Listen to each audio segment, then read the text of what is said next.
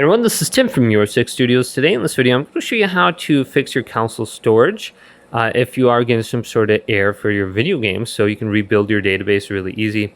So if you have your PlayStation turned on, let's just go on over to power and go to turn off right here. And then what we want to do is launch into safe mode. So let's go down to my PlayStation now when it's completely turned off. So here's my PlayStation. Get a USB cable and plug in your controller. Also, we'll need this to launch into the safe mode menu. So let's hold down the power button now, and then we can launch into the safe mode menu. Just make sure it's not blinking or anything. Looks like it's done. So I'm going to hold down the power button. I heard one beep, and then I'm going to hear a second beep about 5 seconds later. Where's that second beep? There it is. I can let go. And then we can go back up to the PlayStation screen.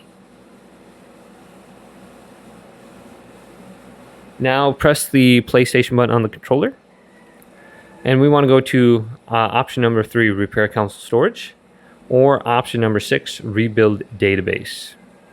Go to option number 2, and then go to OK.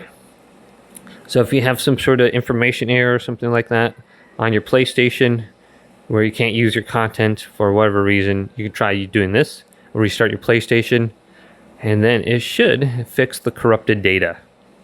So my PlayStation is going to restart, and it's going to bring me to the screen where it'll give me an estimated amount of time of how long it's going to take to rebuild the database. So it says 6 minutes left, so I guess I'll be waiting around a lot. It's not going to take hours, it's only going to take minutes, and then it'll restart and you can use your PlayStation again. So hopefully this video did indeed help you out. If it did, leave it a big thumbs up and subscribe to my channel down below.